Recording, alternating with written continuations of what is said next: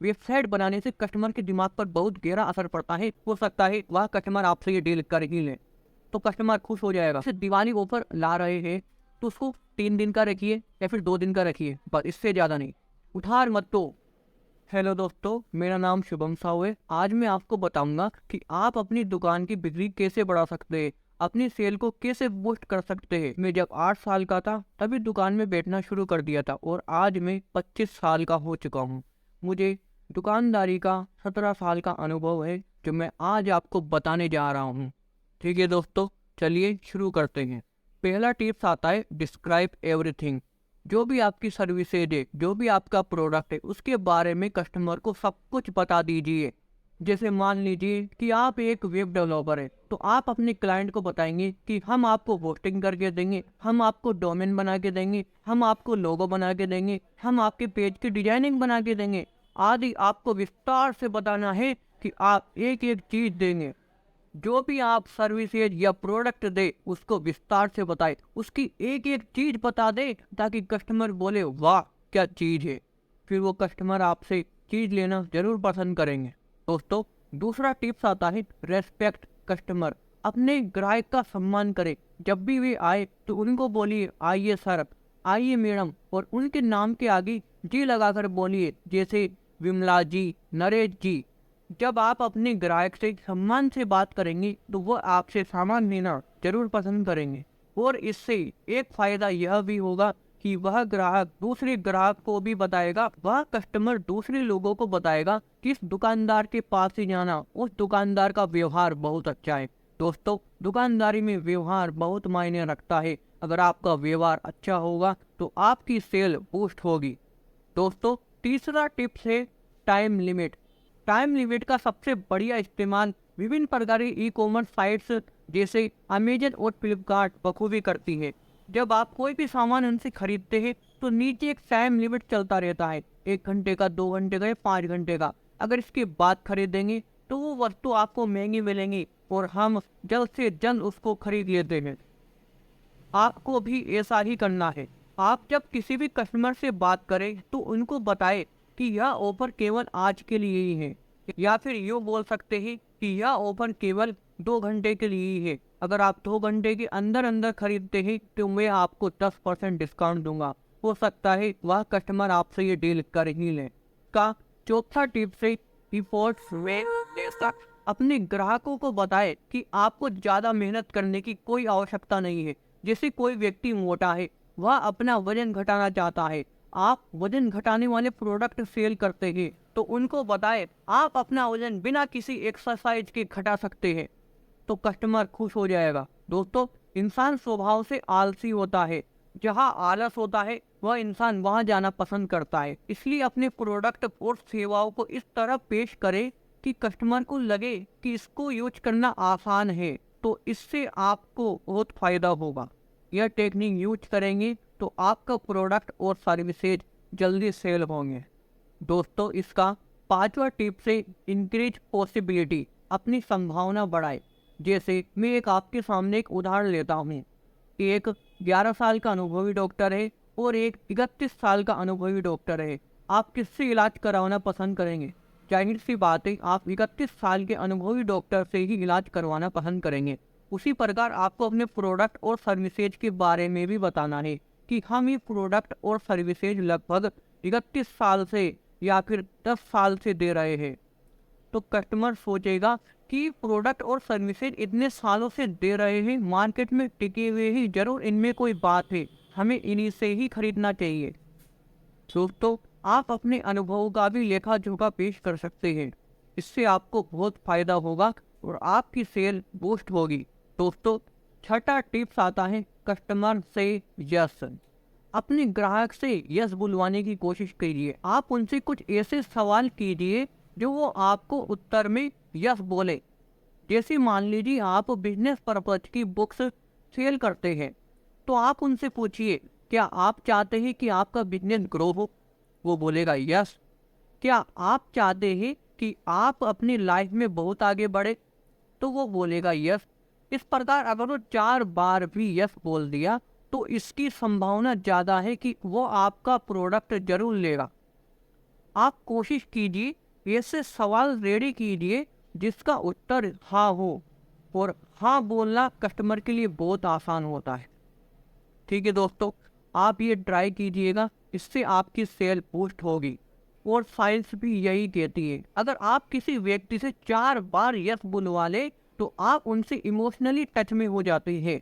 Tips number 7, use perfume elements. दोस्तों, science कहती है जहाँ पर खुशबू होती है, जहाँ महक होती है, वहाँ पर व्यक्ति ज़्यादा देर तक रुकना पसंद करता है। आप हो सके तो अपने शॉप में या फिर अपने मॉल में कुछ डिओडोरेंट का यूज करें, जिससे दुकान में आपके मॉल में महक आती रहे।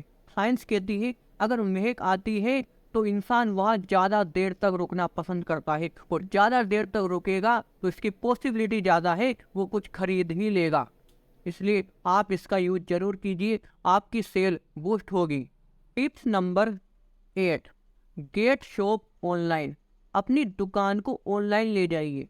जैसे मान लीजिए आप गूगल पर सर्च करते हैं CA नियर मी, तो आपको मिस्टर वर्मा जी भी दिखाई देंगे, मिस्टर शर्मा जी भी दिखाई देंगे।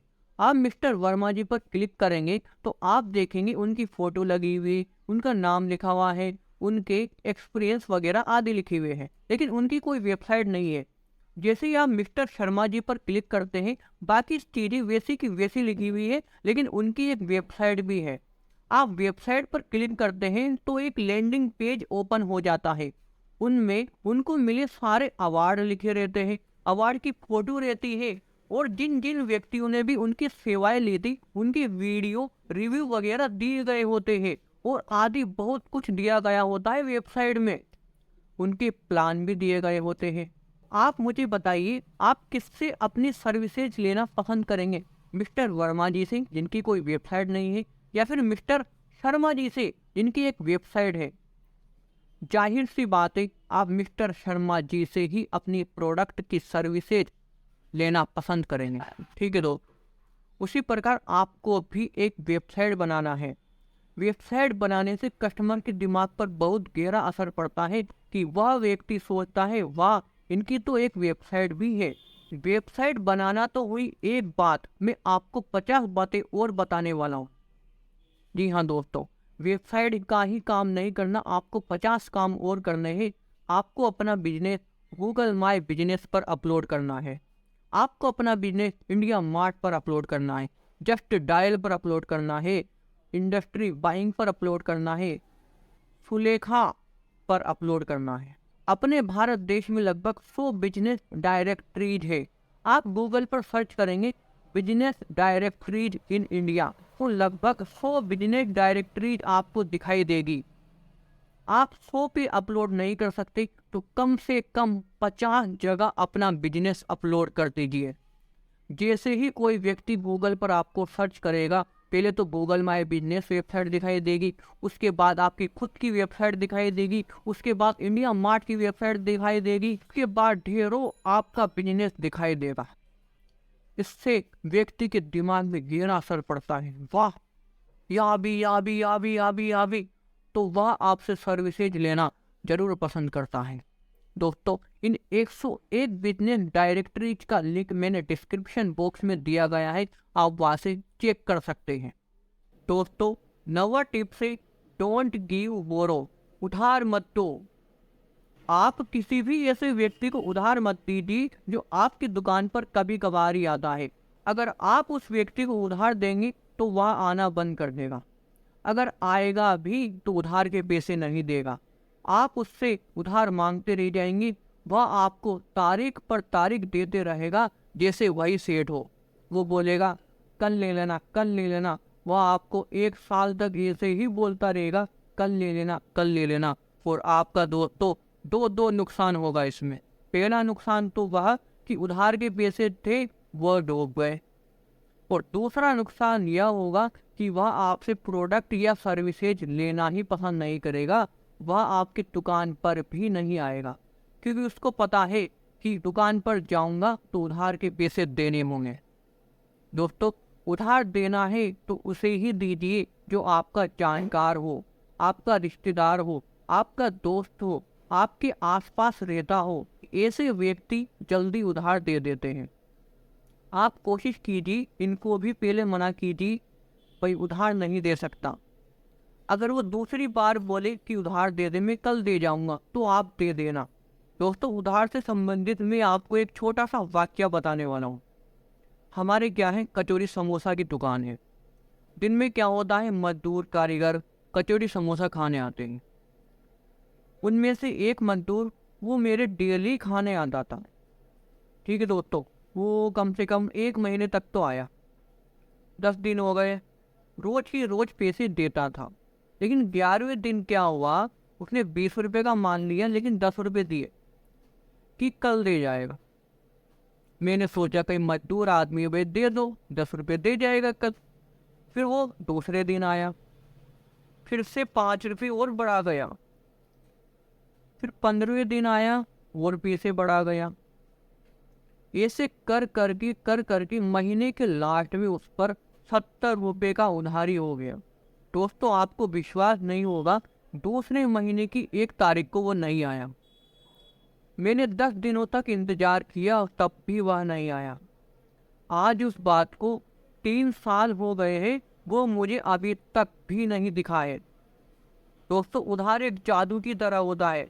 अगर आप किसी भी ऐसे व्यक्ति को उधार देंगे जो अनजान है, तो वो आपके उधार के पीछे लेके भाग जाएगा और वह आपके पास लौट के कभी नहीं आएगा। इसलिए कोशिश कीजिए कि उधार ना दे। दोस्तों, 10वां टिप से गिव बेस्ट क्वालिटी प्रोडक्ट। अपने कस्टमर को जितना हो सके उतना बढ़िया प्रोडक्ट दीजिए। दोस्तों, इंसान आपके व्यवहार को तो भूल सकता है, लेकिन आपकी प्रोडक्ट और सर्विसेज को कभी नहीं भूल सकता जब तक वो उसके पास है। जैसे मान लीजिए आप कोई चप्पल खरीदने गए। एक चप्पल है, आपने 1 महीने तक यूज में लिया, लेकिन वो टूट गई। और एक दूसरी चप्पल है, उसको आपने 2 साल तक काम में लिया, वह बिल्कुल भी नहीं टूटी। तो आप क्या बोलेंगे, वाह क्या दुकानदार है, उसने कितना बढ़िया प्रोडक्ट दिया है। तो आप दोबारा भी उसकी शॉप से ही चप्पल खरीदना पसंद करेंगे। दोस्तों, आपको भी ऐसा ही करना है। जो भी आप प्रोडक्ट दे, अपनी सर्विसेज दे, हाई क्वालिटी के दे, बेहतर वैल्यूज प्रोवाइड करवाए, बेस्ट क्वालिटी प्रोडक्ट दे। इससे कस्टमर को बहुत अच्छा सेटिस्फेक्शन मिलता है, संतुष्टि मिलती है। जब संतुष्टि मिलती है तो कस्टमर खुश होता है और आपसे दोबारा खरीदना पसंद करता है, और साथ में दूसरे ग्राहकों को भी बताता है कि इनसे खरीदना, कि यह बहुत अच्छा प्रोडक्ट देते हैं। दोस्तों, अगर आप ऐसा करेंगे तो आपका बाजार में एक नाम बन जाएगा कि फलाना दुकानदार से सामान खरीदना बहुत अच्छा सामान देता है। आपकी एक ब्रांड बन जाएगी। आपको सफल होने से फिर कोई नहीं रोक सकता। और ध्यान रहे, अपनी प्रोडक्ट की क्वालिटी को कभी मत गिराना। अगर आप अपनी प्रोडक्ट की क्वालिटी को गिरा देंगे तो कस्टमर धीरे धीरे कम हो जाएंगे, फिर आपकी सेल भी कम हो जाएगी। इस बात का आपको विशेष ध्यान रखना है दोस्तों, 11वां टिप से सेट कम्पिटिटिव प्राइस। अपने प्रोडक्ट और सर्विसेज का मूल्य ठीक ठाक रखें, ना ही ज़्यादा रखें इतना और ना ही इतना कम रखें। अपने प्रोडक्ट और सर्विसेज का मूल्य इतना रखें कि कस्टमर अफोर्ड कर सके। कस्टमर खरीदे तो वह बोले हाँ बिल्कुल सही रेट है।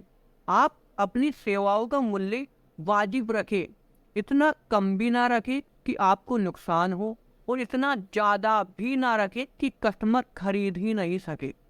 दोस्तों, अगर आप शुरुआती स्टेज में हैं, मान लीजिए आप 100 रुपये का प्रोडक्ट खरीद रहे हैं, तो आप उसे कस्टमर को 105 रुपये का दें या 110 रुपये का रहे। शुरुआत में थोड़ा कम मार्जिन रखें। अगर आप सोच रहे हैं कि मैं 100 रुपये का प्रोडक्ट खरीदूं और उसको 200 रुपये में बेचूं, तो आपको एक नुकसान तो यह होगा कि वो प्रोडक्ट बिक नहीं पाएगा, क्योंकि अधिकतर कस्टमर उसको लेने से मना कर देंगे क्योंकि वो प्रोडक्ट महंगा है। और दूसरा नुकसान यह होगा कि एक कस्टमर दूसरे और कस्टमर को बोल देगा कि उस आदमी से मत लाना, सामान महंगा देता है। दोस्तों, आप अपनी प्रोडक्ट और सर्विसेज का मूल्य बाजार के अनुसार भी बदल सकते हैं। मान लीजिए बाजार में वह चीज़ 110 रुपये की बिक रही है, और आप उसको 120 रुपये में बेच रहे हैं, तो आप भी कोशिश कीजिए कि मैं 110 रुपये का ही बेचूं। और एक बात का विशेष ध्यान रखना है, प्रोडक्ट की क्वालिटी बिल्कुल भी कम नहीं होनी चाहिए। चाहे आप 120 का ही बेचो, लेकिन क्वालिटी प्रॉपर दो। इससे कस्टमर को सेटिस्फेक्शन मिलेगा, संतुष्टि मिलेगी। दोस्तों, 12वां टिप से मेक ऑफर। साल में इतने सारे त्योहार आते हैं जिसकी कोई हद नहीं है। आप हर त्योहार पर अपना एक ऑफर निकाल सकते हैं। जैसे दिवाली आए तो बोलिए दिवाली ऑफर, जन्माष्टमी आए जन्माष्टमी ऑफर, गणतंत्र दिवस आए तो बोलिए गणतंत्र दिवस ऑफर। कस्टमर की एक मेंटेलिटी होती है, जहाँ पर उसको ऑफर वर्ड सुनाई देता है ना दोस्तों, वह वहाँ जाना पसंद करता है। आप ऑफर के टाइम थोड़ा कम मार्जिन रखिए। मान लीजिए 100 रुपये की एक चीज है, तो उसको 105 या 102 रुपये या 103 रुपये में ही सेल कीजिए। दोस्तों, इससे एक फायदा यह होगा कि आपका प्रोडक्ट ज़्यादा बिकेगा तो आपको ज़्यादा प्रॉफिट होने की संभावना रहेगी। इसलिए कोशिश कीजिए कि आप ज़्यादा से ज़्यादा ऑफर लाते रहें। और एक ऑफर ट्राई कीजिए कि कम से कम दिन का ही हो। जैसे दिवाली ऑफर ला रहे हैं तो उसको 3 दिन का रखिए या फिर 2 दिन का रखिए, बस, इससे ज़्यादा नहीं। अगर ज़्यादा टाइम रहता है ऑफर तो कस्टमर उसको भूल जाता है। दोस्तों, मैं आपको धन्यवाद देना चाहता हूँ क्योंकि आपने मेरा वीडियो पूरा देखा है और आप यहाँ तक पहुँच गए हैं। मैं आपके सफल होने की कामना करता हूँ। मैं चाहता हूँ कि आपका बिजनेस तेज़ी से ग्रो करे, आप सफल होए, आप बेचना सीख गए होंगे। थैंक यू, धन्यवाद। आपका दिन शुभ रहे।